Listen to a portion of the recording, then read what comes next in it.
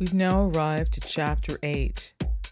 This is a chapter that I give you a recap of my list of moves. List of moves.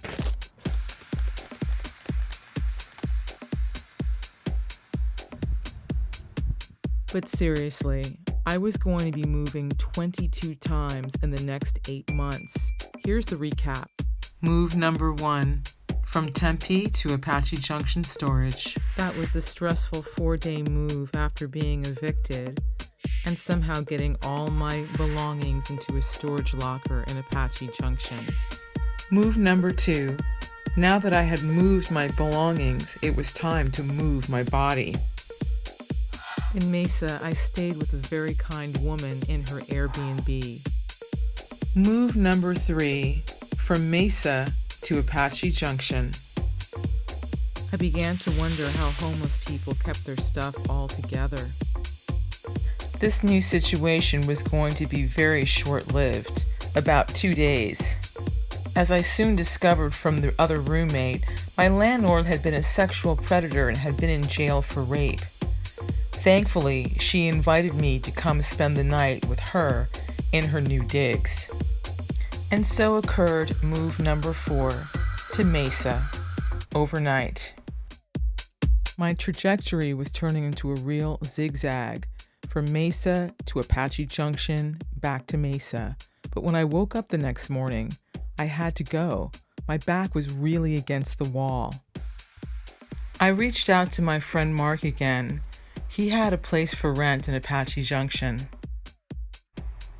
Fortunately, Mark's place was empty as he had been renovating it for sale. And that's when I moved into 304 South Main Drive on a temporary basis. I was living near the Superstition Mountains in Apache Junction. It was hot and dry. It sure was different from Brooklyn. Here's a little clip. Let's see if we can give you a view of the mountain. Can we?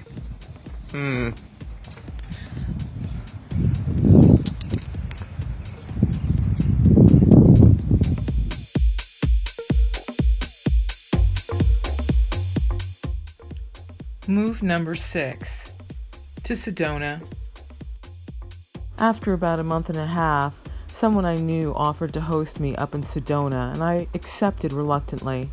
Their property in the middle of Red Rock country was absolutely breathtaking, and of course, I hoped that I could stay. But you know what's coming.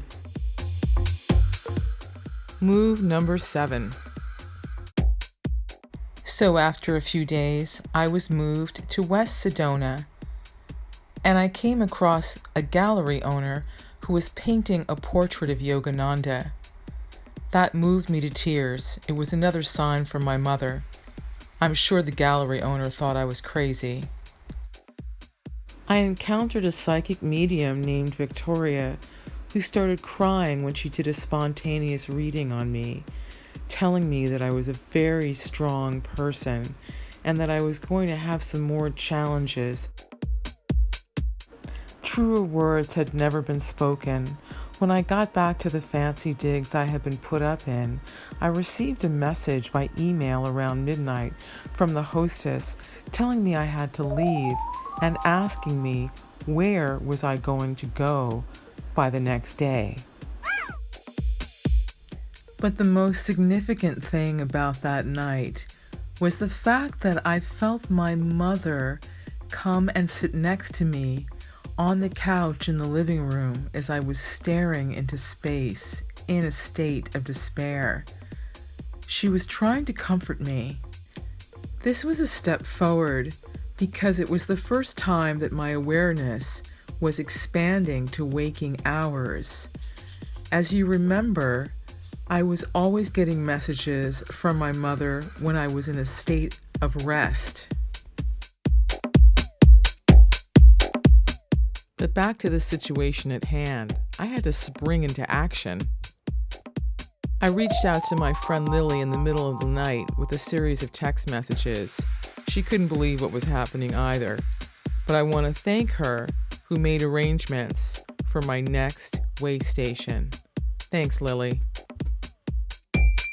On April 4th, the chauffeur picked me up in West Sedona and we drove past Jerome through the Verde Valley. In our conversation, he wanted to know what I was about, and so I explained a little bit about my mom and meditation. And don't you know, it turns out that he was also a meditator using the same techniques that Yogananda taught. Could this be a sign that I was finally going in the right direction? Move number 8 brought me to Cave Creek, where I was going to be staying with a family. The lady of the house was a yogini and a friend of Lily's. Considering how many times Yogananda had popped up in the past couple of days, I decided it would be a good moment to watch his biography. The message was a yogi is at home at anywhere in the universe and anywhere in the world.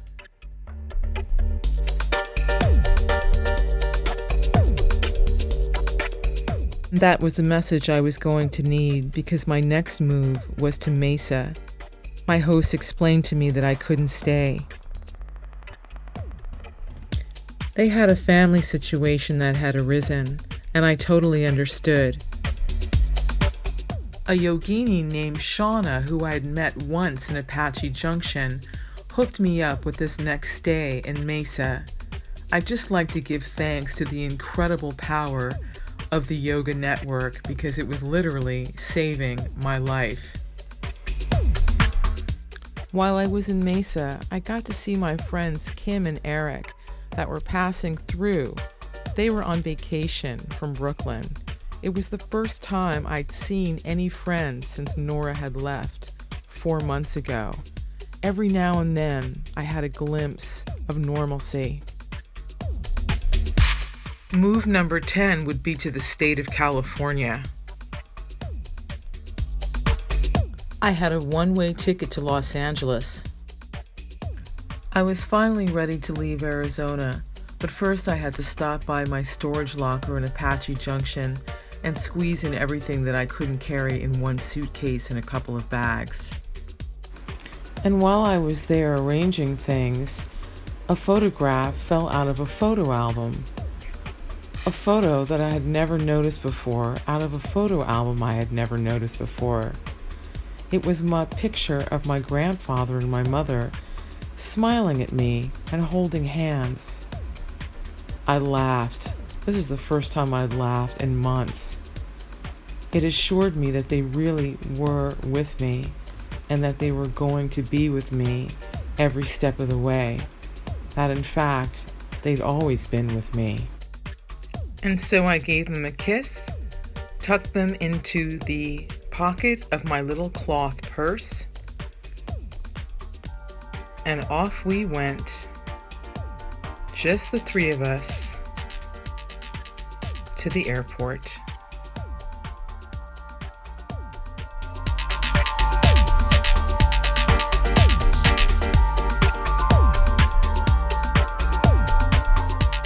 I was never so happy to get on a plane in my entire life.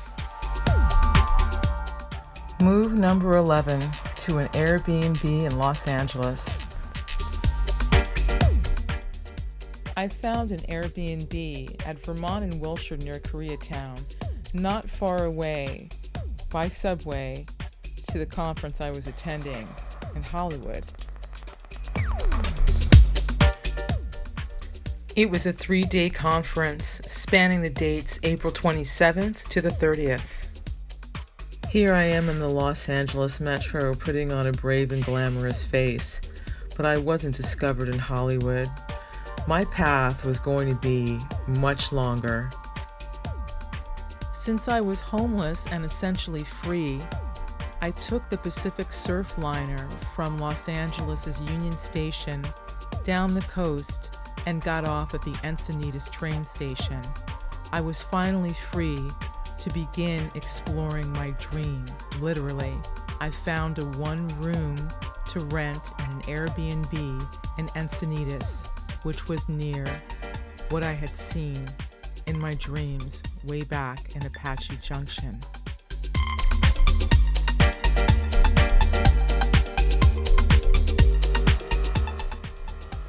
Move number 12 was to a room in an Airbnb on a street called Gardena. A cab driver named April drove me over.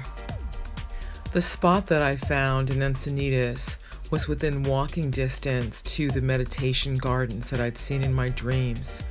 Walking down Santa Fe Drive was amazing and pretty emotional. I felt my mother's presence very strongly with me as I approached the grounds, and there it was, the iconic pine tree I'd seen in my dreams. I was so close now, so close, but I couldn't stay. Remember, I was homeless, and after my Airbnb was over, I had to move on. Here's the photo I posted of myself on Facebook for my friends on the way back to LA, trying to look as calm, cool, and collected as possible.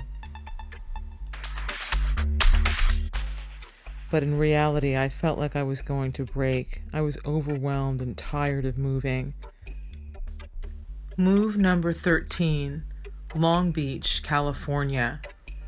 I went to go stay with an old girlfriend of mine, but unknowingly, I crashed a surprise engagement.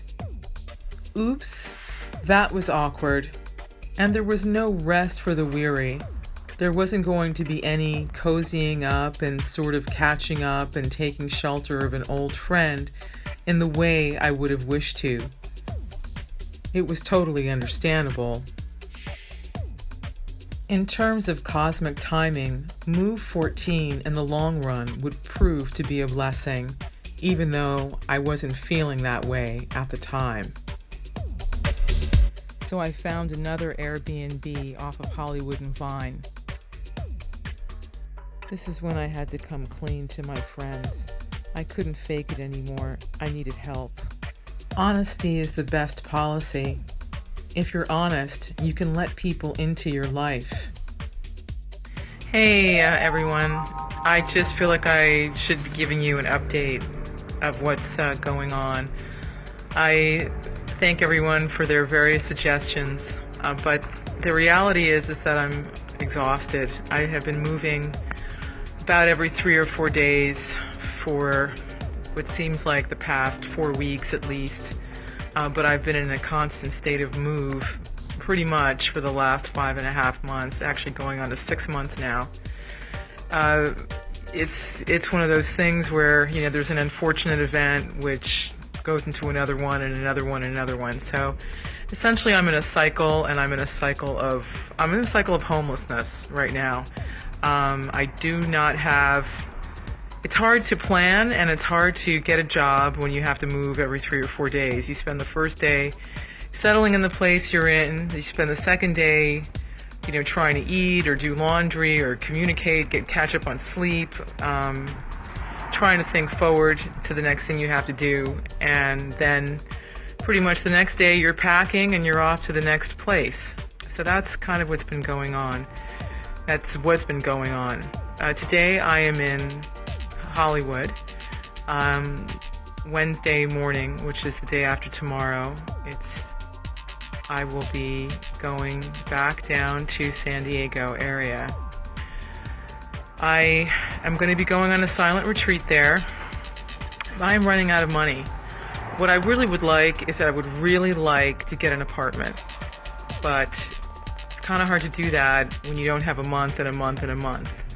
Rents in that area seem to go somewhere between, $700 and, $800, $900. But as of right now, I have a few $100s left to my name. I just feel like a strategy would be better. People have been sending, donations as they can, which I hope to reciprocate in some form or another. But it seems to me that it's kind of like a black hole. It seems to me it would be better to have a place to live. So I'm thinking about doing a fundraiser to do that. I know everyone is having a hard time, but I'm, this far away from,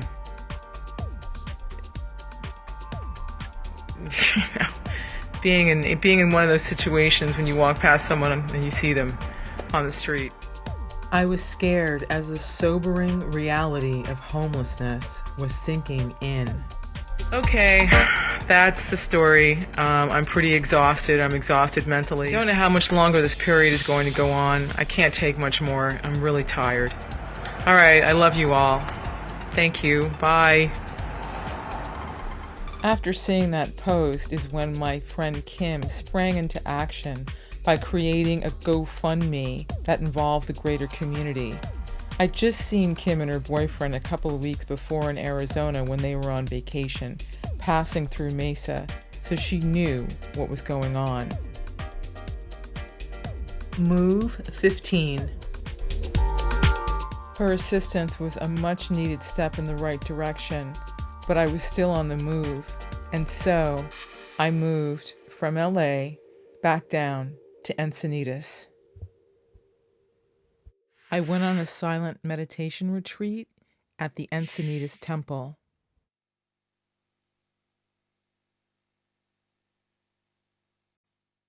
But I was still homeless.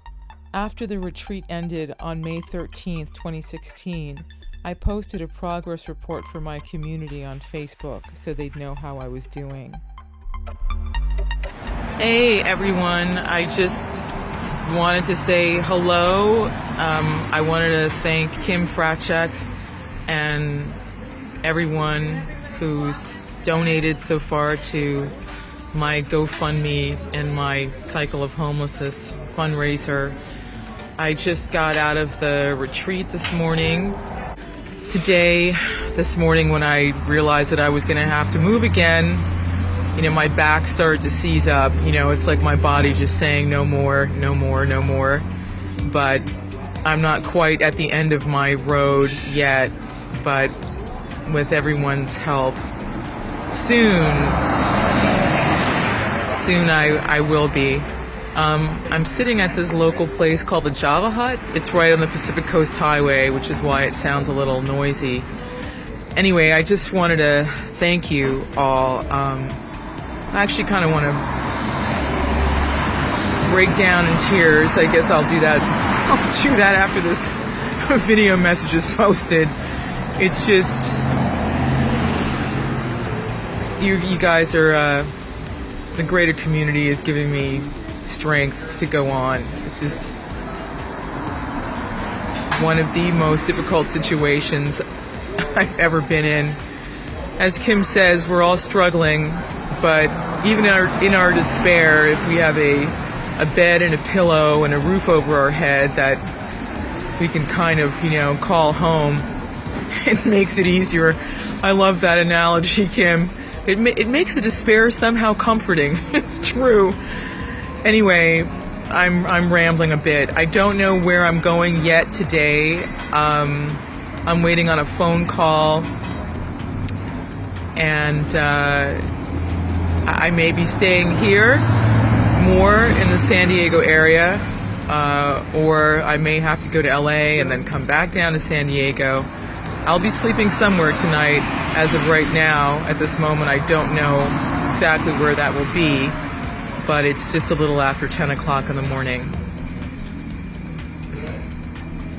Thanks, everybody. Namaste. How do you find hope in hopelessness? My faith was being pushed to the extreme.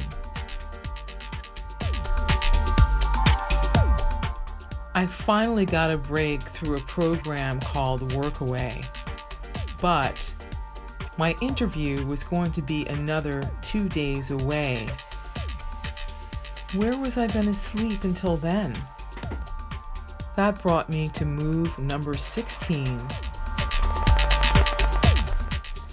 Move number 16, Leucadia, California.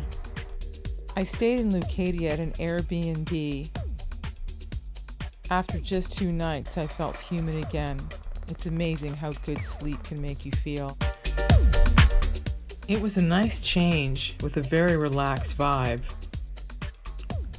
And so on May 15th, just 2 days later, I headed to the train station. Hey, guess where I am? I'm in the Encinitas station, and I spent a couple of good nights at in this other kind of little town or enclave in Encinitas called Leucadia. And now I'm just waiting for the Sea Coaster. I think an Amtrak train is coming now, but I'm waiting for the Sea Coaster to go to this situation that I have in another neighborhood in San Diego called the Gas Lamp District. It's going to be good for 2 weeks at least, it seems. I'm cautiously optimistic. I'm affirming positively that everything is going to work out okay. It's going to give me an opportunity to slowly, or maybe quickly, but at least calmly, look for a place that's going to be suitable. Namaste.